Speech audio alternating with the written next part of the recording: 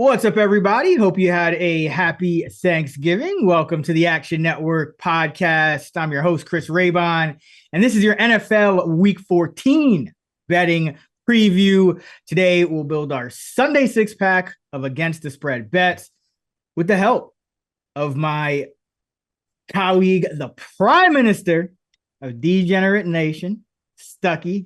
Stuck, what's going on? What's going on, brother? Exhausted with this season.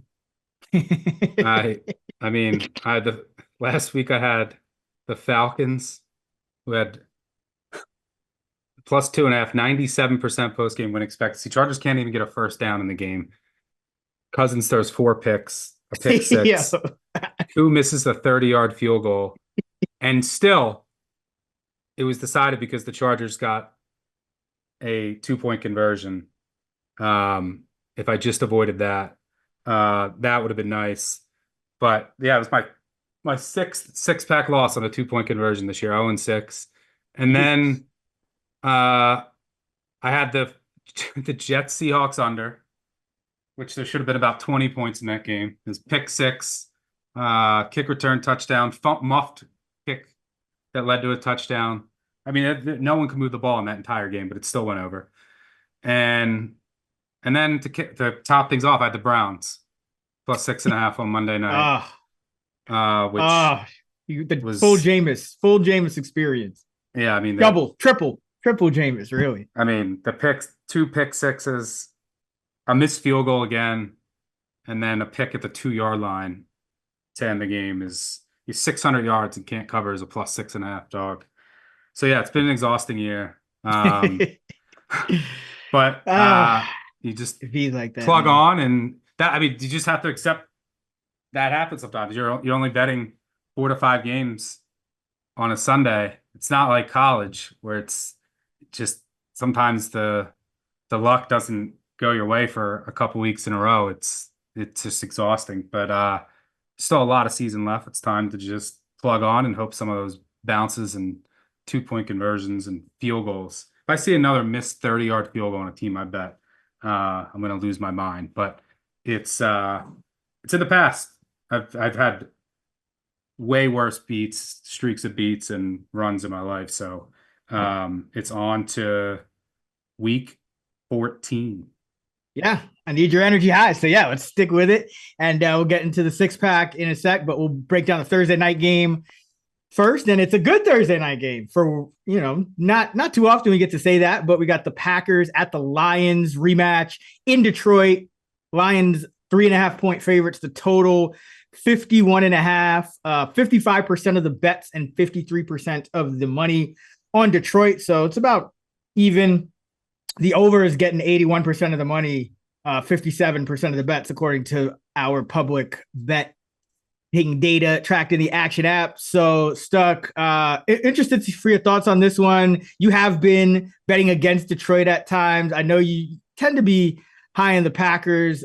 Detroit dealing with some injuries here. Decker, I don't think he practiced all week. So that's a big injury. Of course, some other guys on defense already out.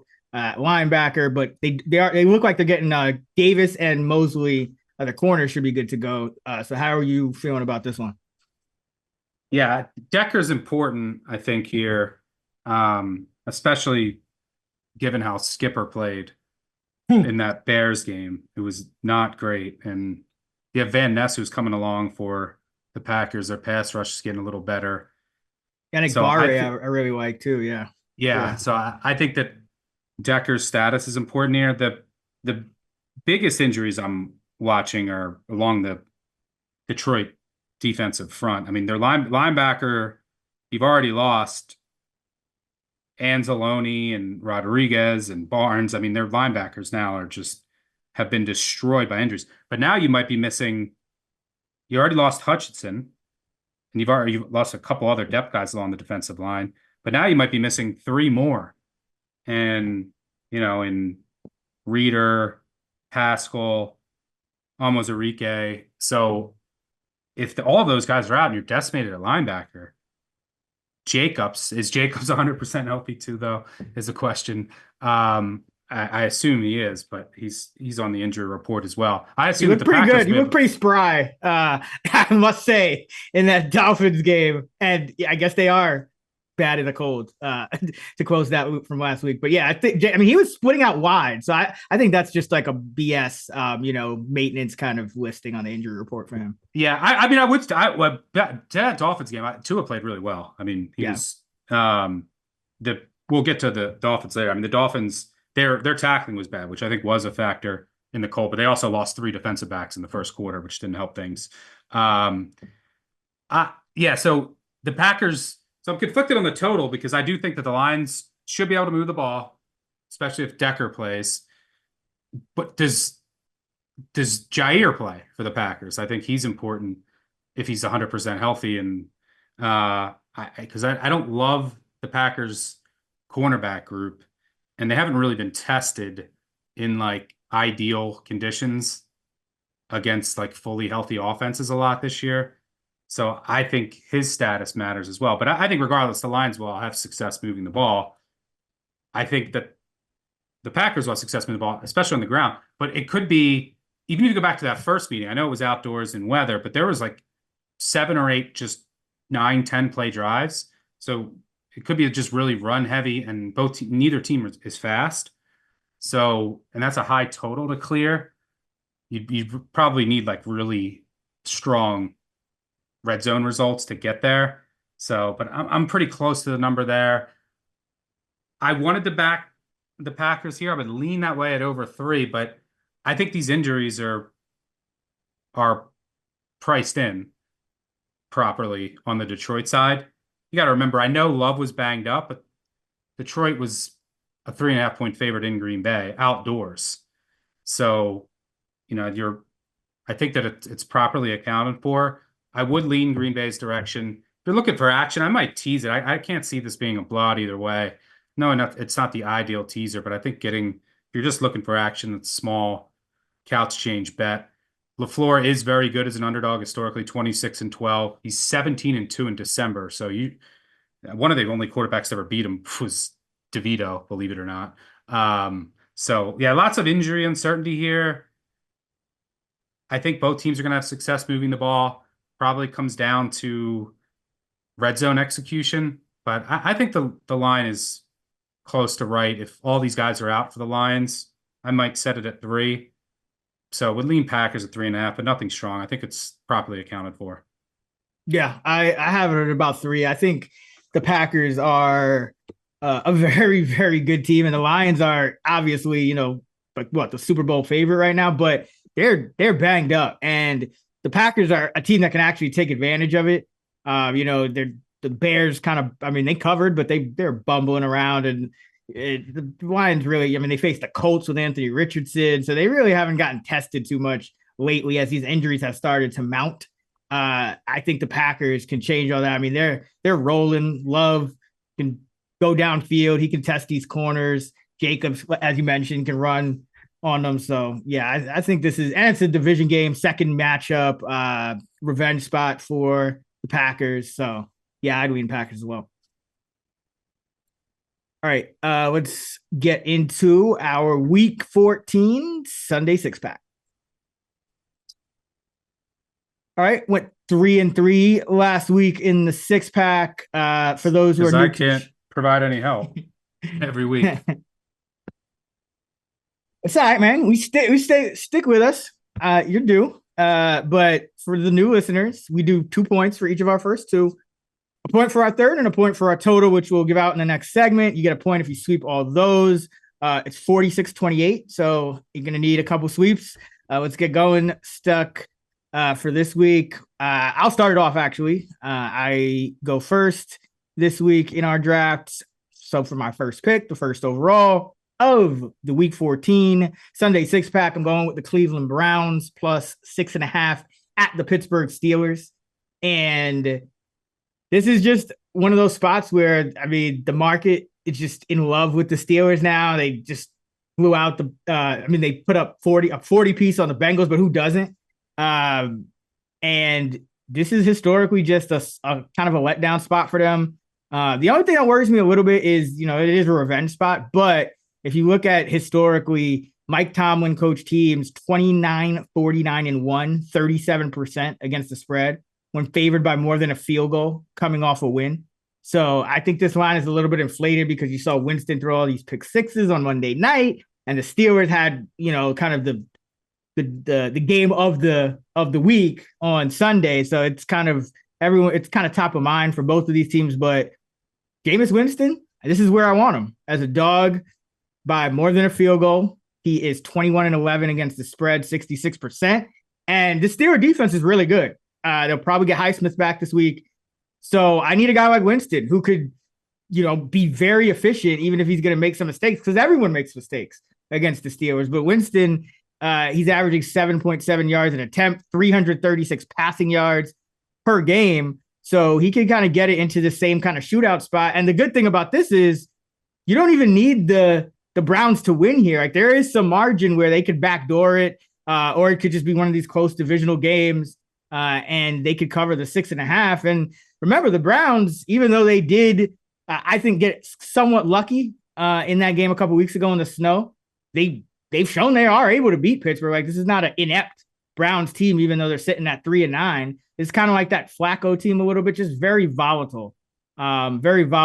But if Winston doesn't completely go off the rails here, which that's no guarantee, but this is the spot where you want them, where you have that margin. And this is also a luck ranking game. So on the year, Pittsburgh's the second luckiest team in our luck rankings. Cleveland, the fifth most unlucky. So that's a gap of 26 spots. Unlucky teams that hit that threshold, 62.7% against the spread, 128-75 since 2018. And Russell Wilson, I mean, he's only failed to cover one time in his 6 starts. Divisional road dogs against a home favorite that's covered 4 more times in their last 6. The divisional road dog is 93, 60, and 6 over the last 2 decades against the spread. So a lot of trends pointing in Cleveland's direction. Cleveland already showed they can beat Pittsburgh, and you're getting some margin here with a kind of a somewhat of a classic letdown spot for the Steelers. So give me the Browns. Yeah, I don't mind it. I mean, it's one of the reasons I backed the Browns last week against the Broncos. This probably will come down to how many pick sixes Jameis throws. Right. Maybe I won't bet it so you can cash it, because if I bet it, he'll throw 3. Yeah. I worry about the pressure that Pittsburgh will be able to get, because Jameis under pressure, his numbers fall off a cliff. And the good thing about playing in the snow is that you can't really get pressure, because defensive ends and edge rushers can't really get the grip necessary to get after opposing quarterbacks. And if you get Highsmith back here, Brown's still very dicey left tackle situation. The rest of their offensive line is pretty healthy. And then I do worry about the Browns' ability or lack of ability to stop explosive passing plays.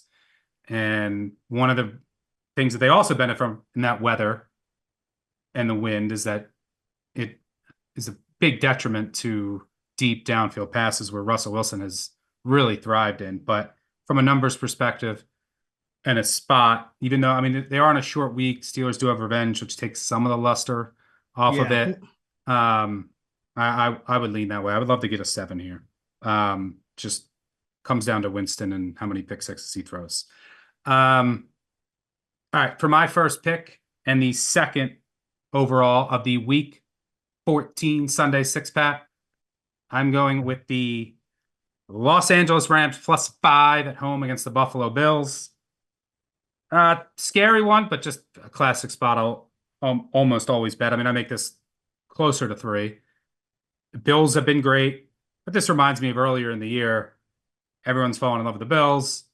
Josh Allen MVP. Just all the signals are there. We're probably at the top of the market on the Bills right now, who recently laid this a shorter price on the road against Joe Flacco and the Colts. I have the Rams power rated a couple points ahead of the Colts, who also had a hurt offensive line. It's just not a great spot, too, on the surface. You just beat the Chiefs, then you blew out the 49ers on Sunday night, and now you're going across the country after clinching the division. I think the earliest team to clinch a division in 15 years. going across the country for a non-conference game against the Rams team playing for their season. You lose this game and the Seahawks win, might be it. This game is massive for the Rams. So I think you get a max effort here. Like some matchup things too. Bills very zone-heavy defense that actually against the pass has been below average if you remove turnovers. I'll get to that in a second. That's good for this Rams offense. You want Stafford with the healthy receivers going against the zone. Numbers when this offense is fully healthy over the past 2 seasons, significantly better. I think this year he's completing like 20% more of his passes against zone than man. And, you know, he's just going to be able to find his receivers, going to be able to find the holes in the zone. I think the offensive line also is going to trend up the rest of this season.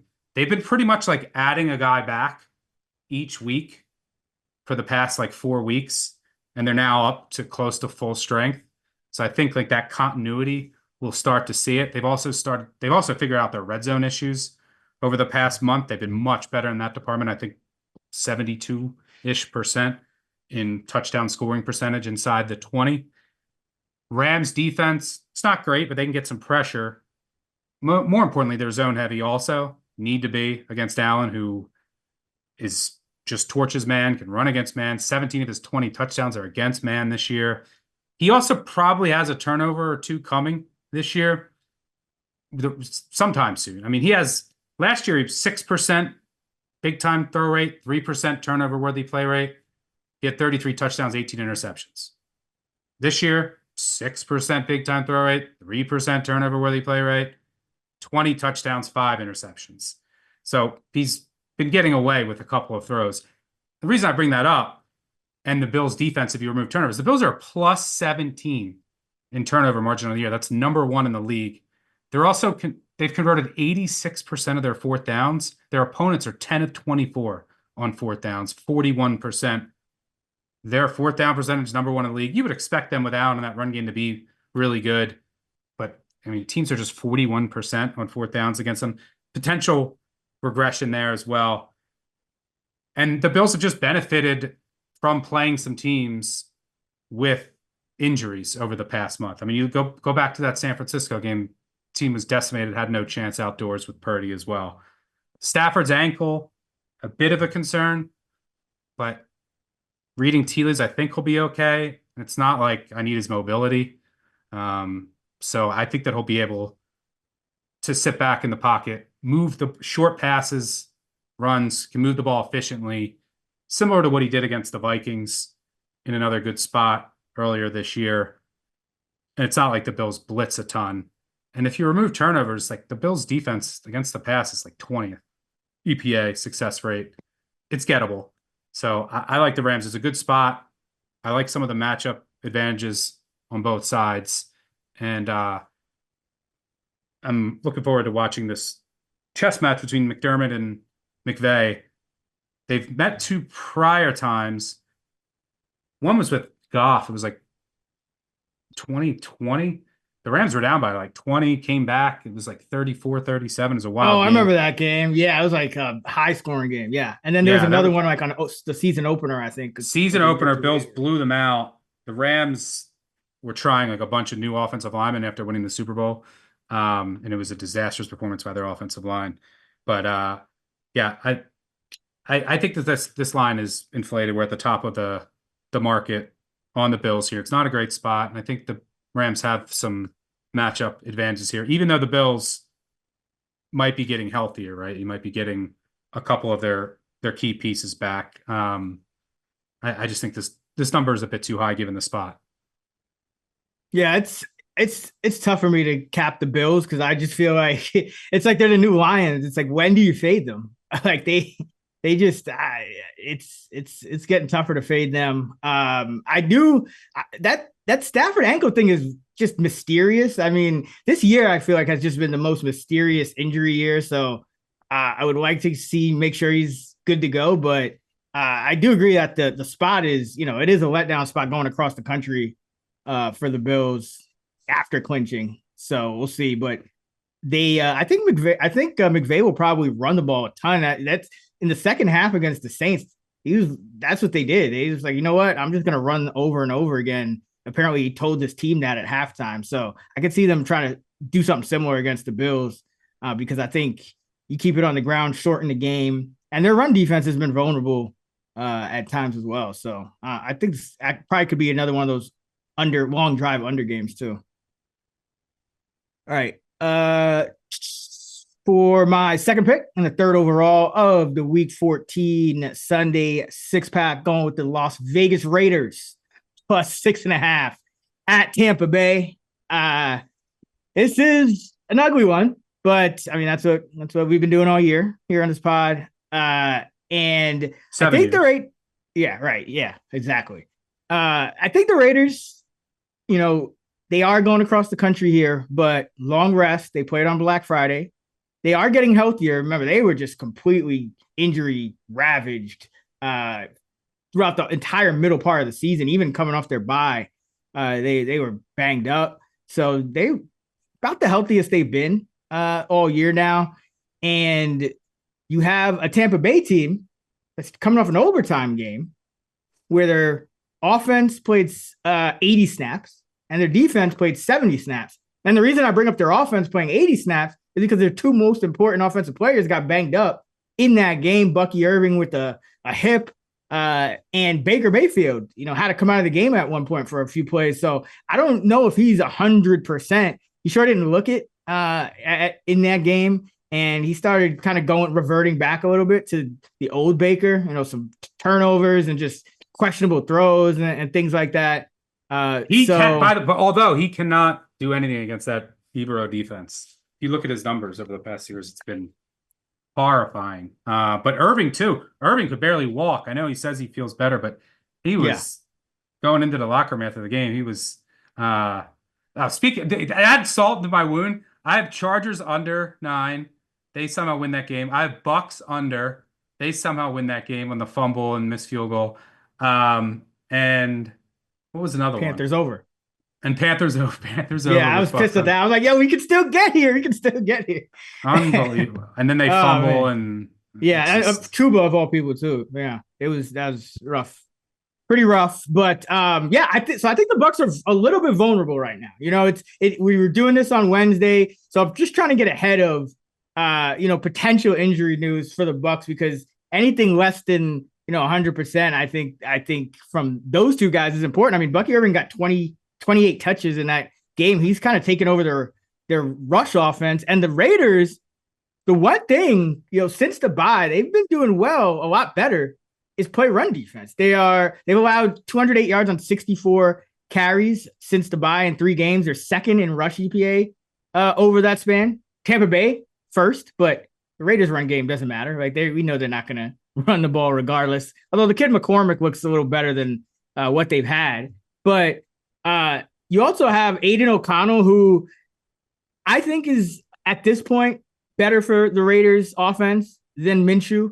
I know Minshew won the job out of camp, but it just seems to work better. Everything seems to work better with O'Connell in there. He can hit Trey Tucker down the field. He has a really good connection there, which you don't really see as much of with Minshew. So you get more of the explosive element. Bowers is going to ball regardless. Myers is healthy. And if you look at O'Connell's history, I was actually surprised to see this too, but he's 9-3-1 against the spread, 75%, covering by an average of 7.1 points per game. On the road, 5-1 against the spread, covering by 6.3 points per game. So I think the Raiders can hang in there. I think they're going to be able to score here. And their defense, getting a little better against the run. They might be able to get just enough stops, or just get in the back door with O'Connell doing some stuff down the field. But they outgained the Chiefs 434 to 329. And even in that loss to Denver, they outgained the Broncos 369 to 325. So Raiders slightly trending up to just a bad team instead of that completely horrible team that they were when they were, just all banged up middle of the season. And they got the new offensive coordinator as well. So I think that plus O'Connell, I think this team's a little bit underrated in the market here, like the spot, even though it's on the road. So give me Raiders plus 6.5. Yeah, O'Connell looked really comfortable. I don't think it was all O'Connell because I do think there's been a big upgrade in play calling and Hmm. play construction, all of that. But he did look very comfortable against the blitz, and against the complex defense. And Bucky Irving, yeah, if he's not 100%, that's huge. I mean, he's second in the NFL in yak per attempt. Hmm. He has the highest receiving grade of any running back in the league. He also has 256 yards rushing when contacted at or behind the line of scrimmage. You know, the only player who has more? Barkley, 257. Irving has 40 fewer attempts. Yeah. So, I It's a mean, huge difference in efficiency between him and Rashad White. yeah, it's massive. So yeah, I don't love Baker as a favorite. I think this Bucks team's a fraud overall. It's funny because I took the Bucks under, and one of the things I said is there's a couple interesting young pieces that could raise this team's ceiling, and like Tyke Smith and Bucky Irving, and Irving's exceeded my wildest expectations, and I thought that he was underdrafted for where he went, but he's been a revelation. So if he's not fully healthy, I think that's major. The only thing that I worry about here, because yeah, I show value in this number. You can get like a juice 7 out there too. Is that like the Raiders? Do they just come out flat? They should have won that Chiefs game. Your season's over. Like you're playing the Bucks on the road. It's a non-divisional, non-conference game. It's like, are they just a little deflated after that Chiefs game? That's my only concern. But It's possible. I otherwise, mean, I the like it. good thing is you have O'Connell, who's just making his second start, and he had a really good first one. So I mean, he's probably, if the quarterback is into it, which I think he will be. You hope that the rest of the team is there, but yeah, I And they mean, can pressure Mayfield. They're like number 1 in pass block win rate, and you have to be able to get to Mayfield. Yeah. All right, where you go next? And the Bucks, yeah, I don't think this is sitting at 7 if the Bucks should have lost last week. All right, for my second pick and the 4th overall of the Week 14 Sunday 6-pack, I'm going with the Kansas City Chiefs -4 at home against the Los Angeles Chargers. I can't believe I'm betting the Chiefs as a favorite, and I can't believe I'm about to say this, but I think that there's finally value on the Chiefs, and we've reached the bottom of the market on them. They haven't covered, 6 straight, and they can't cover as a favorite, but I think this sets up as a really good spot to do so for a number of reasons. I love this bet this weekend. Number one, it's a tough situational spot for the Chargers. It was last week too, short week, going on the road across the country, multiple time zones. And yeah, I know they covered and won by 4. They did nothing. They did literally nothing. They just had Cousins throw them the ball. I don't know what Cousins was doing the whole game. They couldn't run the ball. They couldn't pass protect. They couldn't throw the ball. Lad McConkey had basically all of their yards, and he's hurt. So like the Chargers were horrendous last week. Now you're going again on the road for your second straight game, more travel, and you're playing a Chiefs team coming off extended rest. So just number 1 spot, pretty good. I also think the Chargers are just overvalued in the market right now. Yeah, I know they're 8-4, but I mean, who have they beat? They have one win over a team with a winning record. Is that the Broncos, I think, on the year? Had a ridiculously easy schedule. If you look at our luck rankings, they've been just as lucky as the Chiefs. The Chiefs have been lucky. I mean, they're winning games on the most absurd ways you could, like block field goals, illegal shifts, you name it. But the Chargers have been just as lucky. I mean, last week was the luckiest win of any team has had in the NFL in 3 seasons by post-game win expectancy against the Falcons. And they have played just one of the easiest schedules in the NFL. The Chiefs were laying 7 in LA earlier this year and won by 7, which they should have. That's pretty fair result. Now, there's a lot of things I also like besides the spot and the price. Chargers zone heavy D, bad against power running backs. Pacheco back, Mahomes rips apart zones. And the Chargers aren't elite at generating pressure. Chargers defense still dealing with some injuries as well. I also think the Chiefs offense is trending up. Not only do you get Pacheco back, Mahomes' surface stats have improved since they got Hopkins. His 70% completion percentage, 13 touchdowns, 3 interceptions. But I expect DJ Humphries to start at left tackle. and that's massive. Their left tackle has been an absolute turnstile. It's ruined multiple drives. That's why Mahomes' pressure to sack ratio has skyrocketed. Reports are good on Humphreys. And I mean, things got so bad. You're kicking your guard out to left tackle in the middle of the game last week.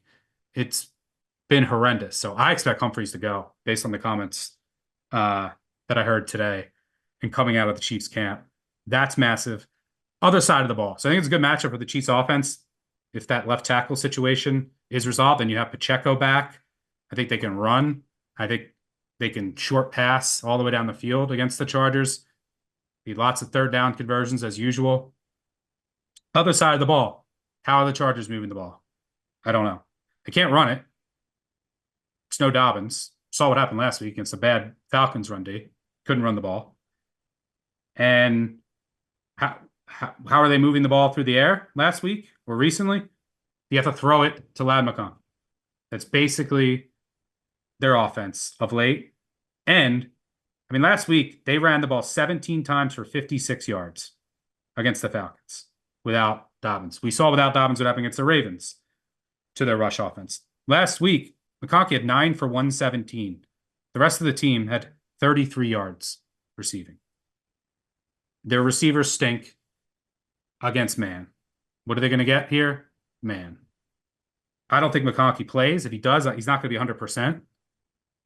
Who's getting open against man coverage on the Chargers? Nobody. And you look at Herbert's numbers. When throwing to McConkey, you're talking north of a 50% success rate. His success rate when throwing to anyone else drops by 12%. Bottom feeder levels. And when you look at Herbert's numbers against man this year, bad. Horrible. And his only man beater is McConkey. Quentin Johnson drops everything. Joshua Palmer, is he getting separation? Wind sprints. No. Just running wind sprints out there. Of course, he caught the 2-point conversion for me against me, but thanks, Josh. So, I don't know how they're moving the ball. Chiefs also get some pressure up the middle, which is where I think you have to get pressure against the Chargers with Chris Jones. So I think this is a good matchup, and I think it's the bottom of the market on the Chiefs as a favorite. I don't need them to win by a ton of margin here. I say that they're going to win by a field goal. I shouldn't throw that out there. But the Chargers without Dobbins in a bad spot and potentially without McConkey or a limited McConkey, I don't see it. I can't get to this number. I think the biggest thing here, which I think can make a world of a difference, is Humphreys at left tackle. The left tackle situation, you just watch it. The Chiefs can't operate their offense. And if that gets better and you give Mahomes time to scramble and find holes in the Charger zone, he's going to do it. And they're going to convert third downs. The Chargers are not going to be able to. And I think that the Chiefs finally get some margin on a team here in a good spot. Yeah, I mean, you would think the Chargers got exposed last week. That game, I mean, that was, it probably goes, over a lot of people's heads because they won, no one's just digging real deep into Chargers Falcons week 13. But yeah, they couldn't. I mean, Gus Edwards, I was very kind of mystified when they were going to kind of rely on him as their lead back, even to open the year. And then they were like, and then they kind of switched to Dobbins and it worked out, but he's not playing well. Their run game is so bad that they're using Hassan Haskins as like a short yardage power back. They were throwing to their 300-pound fullback. I mean, they don't really have the answers anymore. So yeah, this Charger offense is just, I mean, it got exposed last week. It should get exposed this week. Hopefully there's just no ridiculousness, because the Chiefs, like you said, they always find a way to make these games close. Probably shouldn't even been close against the Raiders, but I do think the Chargers are overvalued in the market. One drive last week over 45 yards. Their drives in the second half against not a good Falcons day. 4 plays, 11 yards. 3 plays, 3 yards. 4 plays, 9 yards. 4 plays, 17 yards. 1 first down. And they gave up 5 sacks. to the 5 Falcons. sacks against the To the team that can't Falcons. get any pressure. Yeah. That was probably the most concerning thing. It was like, where did that come from? How did you awaken the like it's like coverage stacks? No one's open. I can't. Right. I still can't get over the Cousins throw at the end. Oh man, yeah. I They was would have like, kicked a field goal. what? They would have just kicked the field goal if he didn't do that to cut it to 1. I mean, they were trying. And what's crazy is they were playing the same coverage all game, just trying to bait him. Like I was literally watching that corner just like break on the ball, and like Cousins like had like 5 incompletions or whatever where he just didn't. I guess he didn't notice it, and then it's like on the 6th one, he just gets pick 6. It's like, is Cousins hurt? I mean, he came in the year with an Achilles, and he's old. I know, but like that performance maybe was. I can't explain some of the throws that he made. Like I assumed, I said, "Oh my God, I'm going to cover," because you're running down and you're throwing it into the end zone nonchalantly, right? Someone has to be open, like wide open, and it was, and then that late throw, there was on the 4th down, there was a pick 6. I mean. All right, we'll talk about the Falcons later. Where you going? Yeah, I got some more on the Falcons later. But for my 3rd pick and the 5th overall of the week 14 Sunday 6-pack, I'm going with the Chicago Bears +4 at the San Francisco 49ers. And I like the Bears. No Eberflus. Thomas Brown running the offense. Caleb Williams playing a lot better since Brown took over for Waldron, since they got Waldron out of here. So when they I've said this all year with the Bears. Like, they have talent. The real issue with the Bears is their coaching staff. Like, they have a lot of talent, in my opinion. So I like this spot with the Niners not at 100% and the Bears, kind of addition by subtraction, Eberflus, Waldron a couple weeks before that. Williams is completing 67% of his passes for 7.1 yards an attempt in the 3 games under Brown, compared to 59.5% of his passes for 6.1 yards an attempt in all of the games with Shane Waldron. He threw for 340, 2 touchdowns, no picks against Minnesota. That's the number 2 defense in terms of pass DVOA. And then he threw for 3 touchdowns, no picks, and 256 against Detroit, which was the number 1. San Francisco's defense. Now we know Warner's not even healthy. I mean, and it kind of shows the last couple of games had a 33% missed tackle rate, which is 3 times his career average. Reception, when Yeah. he's been targeted, to tight ends. Astronomical. Yeah. And I was like, what is going on here? Now it makes sense. He's got a spur. Yeah. So he's, I think they're gonna still. I do think the Niners are still going for the division. So I don't think they're gonna give a poor effort or anything like that. But you got Warner, not healthy. He's not the most important player on your defense, definitely the second most important, because the most important is Bosa. Hip and oblique injuries, didn't practice all of last week, wasn't even close to playing. Lenore, your slot corner, didn't practice all last week, wasn't close to playing. And then flip it over, Trent Williams. They say he's not healing right. That's not great. Yeah, I mean, and thoughts go out to him and his family. They're dealing with some tragedy as well. So who knows if he's even if he's healthy, are they going to push him this week? But yeah, he wasn't even close. Didn't practice all week last week. Their offense falls off a cliff without Trent Williams. Their yards per carry, everything. So Chicago's 10th in pass DVOA, number 1 on 3rd down. Too. Huh? That's the key. They don't have any backs left either. Yeah. So I'm going to get so they're not, first let me talk about their pass. So they're number 10 in pass defense. That's their strength. They're number 1 on 3rd down. They're number 3 in red zone. And their pass defense is probably still underrated because, they have that Hail Mary, going against their stats and whatnot. But their weakness is run defense. But like you alluded to, this is the weakest San Francisco's run game has ever been. You lost McCaffrey, you lost Jordan Mason, and Trent Williams. If he goes, he's not going to be close to 100%, but it doesn't even look like he's going to go at all. And then to top it all off, there's also a chance that Brock Purdy, how healthy is he? I mean, he had that shoulder injury that he couldn't make a start 2 weeks ago. He comes back and throws for 94 yards. I know it was the snow, but now you're looking at his last 2 games. So Brock Purdy has thrown for 253 yards combined in his last 2 games on 46 attempts. That is 5.5 yards an attempt for a dude that was essentially the all-time leader in yards per attempt, like, hovering around 9 for his career. So is he even 100% healthy? We don't know. Everyone just assumes it was the snow. But I mean, when you have remember Deshaun Watson when he had that shoulder issue popped up? Never was the same. Cam Newton. You never know with these things. So I don't know where the health of the San Francisco offense is, but I think Chicago is underrated just because you look at their offense, Caleb Williams playing well. You got receivers. The one thing I'm worried about is their tackle, Wright, left that game on Thanksgiving. So what about Allen though too? I think he matters to Caleb. Yeah, I mean, I don't think he's as seriously hurt. I haven't seen. I think Wright is the bigger issue, but I mean, even in that game, like they still moved the ball.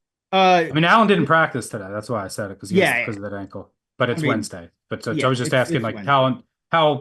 I mean, Moore didn't practice either with his quad. So that's maintenance though. I would be. I think Allen does have a risk of missing though. I mean, that's fair. That is fair. I think he makes a difference.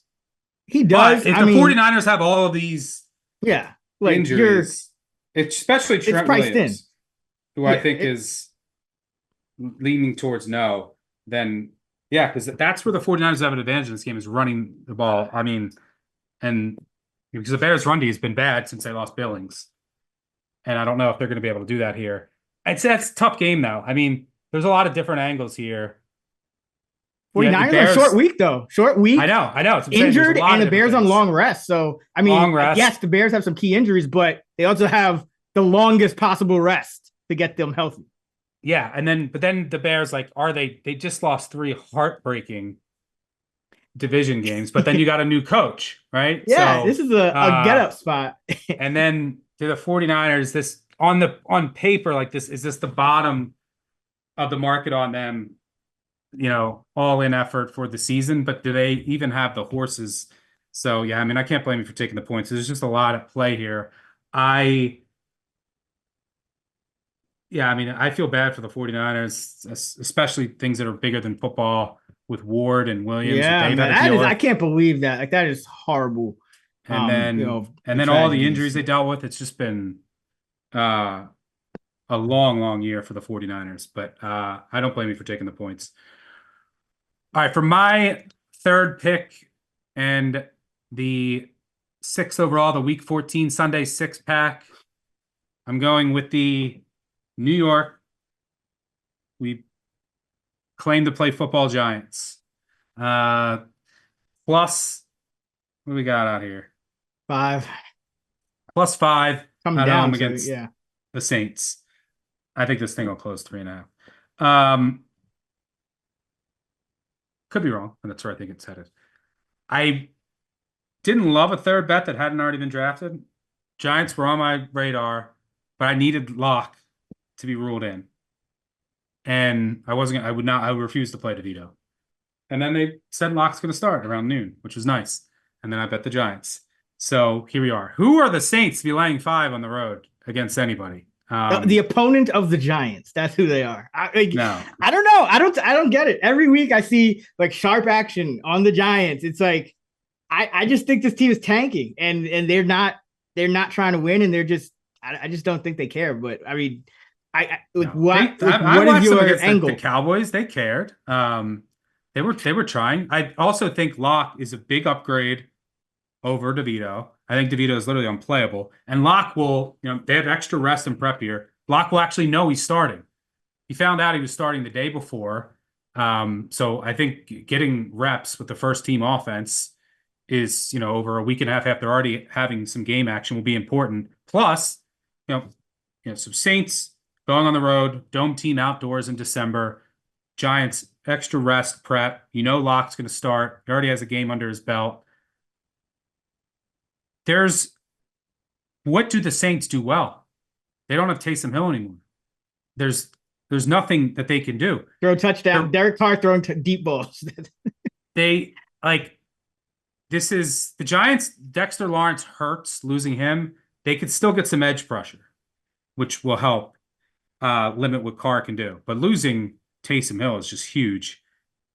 And their receivers, like the Giants' corners are terrible. They can actually hang with these Saints receivers. And I think that the Giants can lean on their run game here. The Saints' run D is horrendous. Their 31st rush success rate. The secondary is bad due to injuries and trading Lattimore. They also don't get pressure. That's huge for any Giants quarterback. But I think they can just lean on Tracy here. And I just cannot get to this number for this bad Saints team that basically had their season end last year, dropping to 4-8 last week, dropping to 4-8. And the Giants, look, they haven't been great, but they're scoring touchdowns in the red zone, even though they can. Tracy's pretty good. 42% of their trips, that's dead last. They've gone 11 straight games without an interception. That's an NFL record. They have one on the year. They've been extremely unlucky in the turnover department, especially on defense. One of these tip balls of pass defense is going to end up intercepted eventually. It's been 11 games without an interception. You can tell yourself that. They've also lost 6 one-possession games, 7 if you count the Cincy game. So they've been competitive. I can't get here with this Saints team laying 5 on the road. No Taysom Hill takes away a lot of the flexibility that they have, which they needed because they don't have any receivers. And their offensive line is still bad. I think they can pressure Carr. And I think the Giants can lean on the run game here. And this will be a lower scoring game where I'm getting the Giants at a premium because no one wants to bet them. And yeah, I like Locke a lot more than DeVito. I like how he used his legs last week, but I just think getting more reps and against the defense, unlike the Cowboys that can't really get pressure. And I actually would take the Cowboys secondary in the form that it was last time than I would over this Saints secondary as it's currently constructed. So yeah, give me the Giants at home catching 5 against whatever the Saints team is. I worry about this one, man.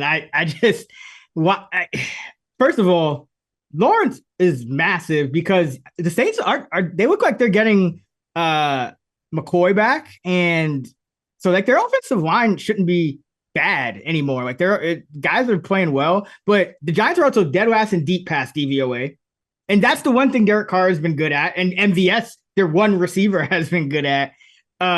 The Giants' run defense is also going to be horrible, just like worse than the Saints now because you have no Lawrence in the middle. They're already a bottom 5 run D. So I think Kamara is still going to be able to run. Yeah, but there's no Taysom Hill though, which makes it a lot easier to defend. Yeah, I mean, sure, but it's Alvin Kamara is still not bad. Like I just think I would need like a 7.5. Like I just think like there's little things that I see with this Giant team. Like for example, Darius Slayton didn't play much of the second half 2 weeks ago. Hyatt played a bunch of snaps, and then the next week, it looked like it went back to normal, but it really didn't. It was like a 70-30 where it's usually like a 95-5 split. So like they're playing players who aren't as good now. Like they're at that point in the year. And I think the Saints, they're 2 games back of the division. Like the Falcons are cratering and the Bucks are the Bucks. So 4-8, 6-6, like they're still alive. So I don't trust the Giants here, man. Like they're gonna take money every week. I can't get. They're like the Panthers for me earlier in the year, where it's like I don't care what I make the number, I'm just not touching them. But I mean, you say deep passes to MVS. I mean, he did that for 4 times in the last 3 weeks. No, 2 games. Can we just look at the rest of his career when he was playing with way better quarterbacks? Last week against the Rams secondary, which isn't great, indoors, he had 2 catches for 36 yards. The leading receiver last week was Taysom Hill in the game against the Rams. I'm not banking on this explosive Saints passing attack, especially outdoors. You're not even in a controlled environment anymore. I think this will be lower scoring. Giants will be able to move the ball on the ground and stay in it. And it's not DeVito. I'd rather bet the Jets. That's how much I hate the Giants like right now. I just don't think that I think they're gonna find a way like to like not cover, but I'll root for you. The Giants are like my number one don't touch team right now. I haven't liked anything I've seen from them. But this is let's see our six pack. We got Aiden O'Connell, Drew Lock, Stafford, Mahomes. So yeah, you're surrounding Drew Lock with some all pro caliber talent here, and with Stafford and Mahomes, and then I got O'Connell, Winston, and Caleb Williams. So yeah, we'll see how it goes. All right. I hit with Pittsburgh last week, so we have 7 combined hits on the year. You had Jacksonville, and Houston kind of did what we expected, just kind of let a divisional opponent hang around. But Mac Jones was missing just a ton of throws. I say that, and then I'll have something to say about the Jags in a sec. But where are you going for your money line dog this week? Let's go with the Jets. I just think this line's a bit too high. Who knows where the Jets are at mentally? Yeah, this is just like it's still a divisional game against a team that embarrassed them twice last year. I think it's like good for them to get away from home right now. So I think that they'll show up here. And then can Rodgers move the ball against the Dolphins? They're not going to play a lot of man. Jets can't do anything against man. And the Dolphins secondary is all beat up. So like who are they even going to have out there at corner? I'm not sure. And Jets defense, I mean, we'll see if Sauce Gardner can go, but getting relatively healthier, they can get some pressure still. So yeah, I just think this line is a bit too high. There's some injury uncertainty. So I'm going to go with the Jets who amazing. I mean, look, they got blown out by the Cardinals. Other than that, I mean, their losses are by 3, 1, 5, 3, 6. I mean, against good teams too. I mean, you're talking about all the playoff teams. They've faced. I mean, their schedule's been really tough. They beat the Texans. They lost by 1 to the Broncos. So yeah, they've been right there. Who knows what's going on with them mentally? But I just think this is too high. A lot of uncertainty. Divisional game. I'll take the Jets on the money line. They actually showed some good coaching last week. I liked how they got, and their defense was good. Yeah, that too. I even mean because I saw them I always look at the transaction wire because I have to update all the projections and stuff. So I'm like, okay, they call up Kene Wangu. What does this mean? Like, are they gonna inactivate Davis, or because I know Wangu's like more of a kick returner, but it seemed like they called up Wangu to improve their kick returning, but also get Davis involved in the offense. He caught a touchdown. Wangu scores a touchdown. So like even the offense got a little, and the special teams got a little frisky there. So I mean, yeah, I thought about the Jets.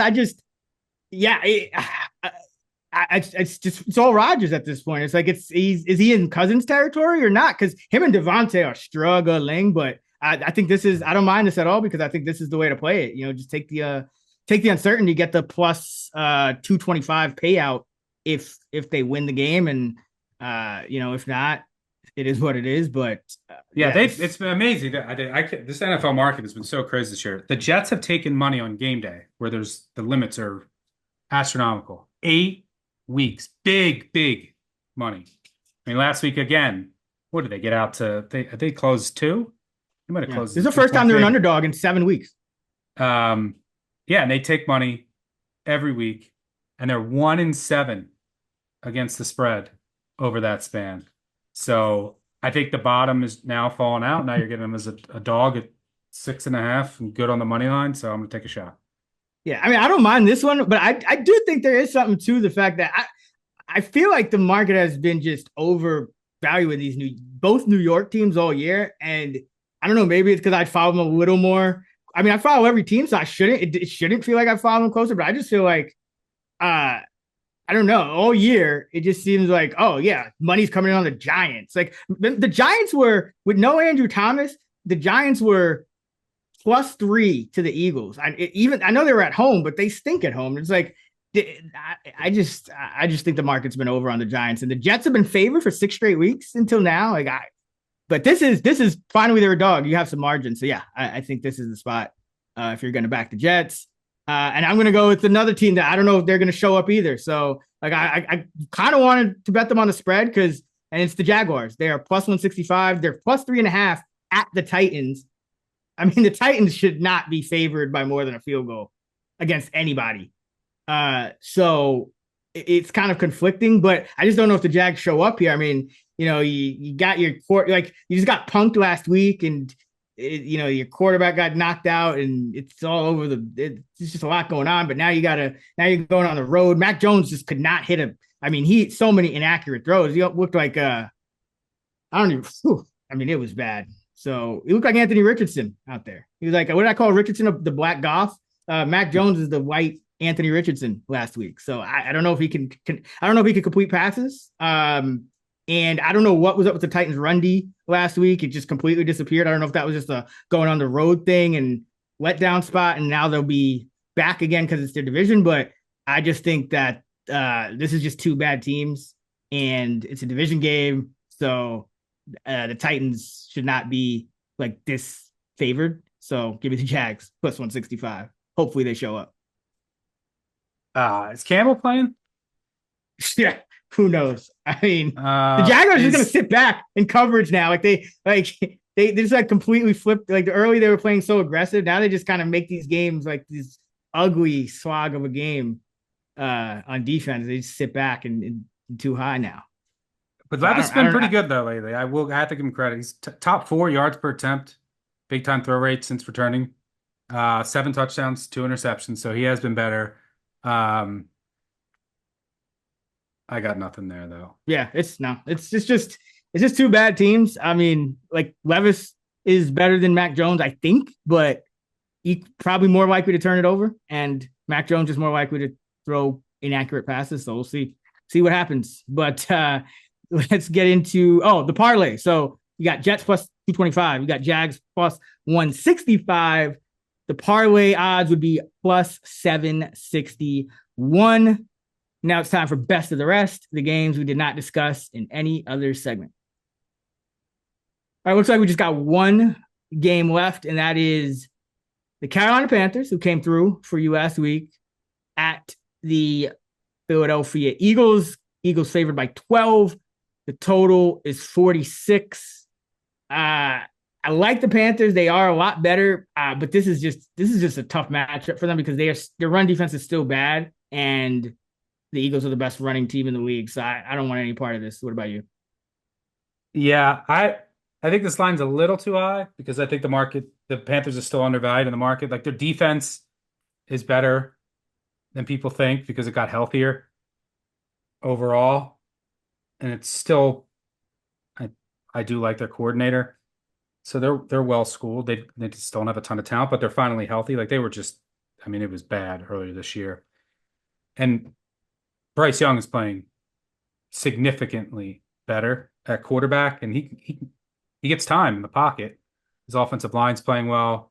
He's got a good complementary rushing attack. Thielen is back, which helps. By the way, last week was torture. How was that feel? And the Panthers were winning. Yeah, the touchdown. How was that not a touchdown? They couldn't see it when he went to the ground or something. Like they blamed the replay angle, like not the. Like, yeah, it was ridiculous. The explanation was crazy. But like you said, Eagles defense is playing out of its mind right now. They've flipped that switch under Fangio. That Fangio bump is hit. And yeah, the Panthers, while their defense has improved, it's still bad. It's still not great at getting pressure, which you need and want to do against Hurts. And the Eagles are going to be able to run it. And then they're going to have a lead, and then they're just going to be able to keep running it. And I don't know how the Panthers stop them. Yeah. So, yeah. But I don't want to lay 12. I don't want to lay 12. It's also like a tricky spot for the Eagles. It's a tricky spot for both teams. Like the Panthers are obviously out of it. They're playing better. I expect them to show up here, but you just had, back-to-back heartbreaking losses at home to the Chiefs and your division rival. Now you're going up to Philly, and like you could get behind early, and it could just get ugly. But the Eagles also, it's like they've been riding high. You beat your division rival to take over first place. A couple of them, the Cowboys, you roll the Cowboys. Then you go out west, you roll the Rams, and you go to Baltimore when it's an underdog. Now you come home before, a piped up game against the Steelers and the Commanders. Like, I could see the Eagles being just flat and like making dumb mistakes because it's like the Panthers but then like it's hard to make dumb mistakes if you just run the ball. Yeah. So Saquon Barkley's kind of eliminated because like Jalen Hurts has like what 3 turnovers over the last 8 weeks.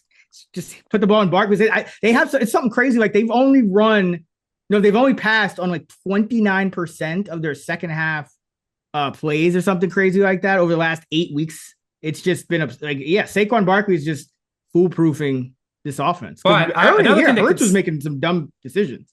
Yeah, but the other thing is that if I'm Philly, am I kind of resting Barkley here? Like not resting him, but like he's chasing that record. I don't think so. No, I mean like not resting. I mean like instead of giving him 26 carries, right? Like we give him 18. Like there's bigger fish to fry.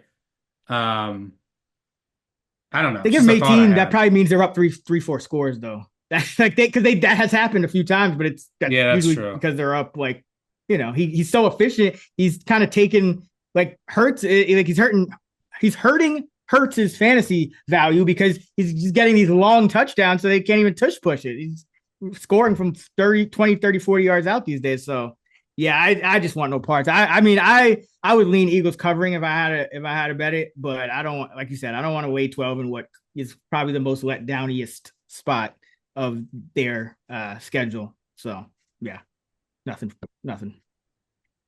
All right, that is going to do it for us here on the Action Network podcast.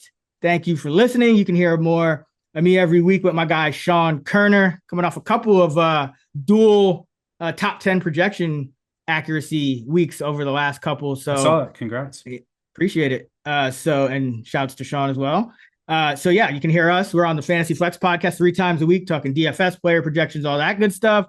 And of course, Stuck on college football, big bets on campus. It's getting to be that time of year pretty soon. About a month out from bowl season and playoffs and all that stuff. So be sure to tune in to Big Bets on Campus. You can find Stuck on X at Stuckey2. I'm at Chris Raybon. We're at those same handles on the free award-winning Action Network app. Until next time, let's get this money. Let go.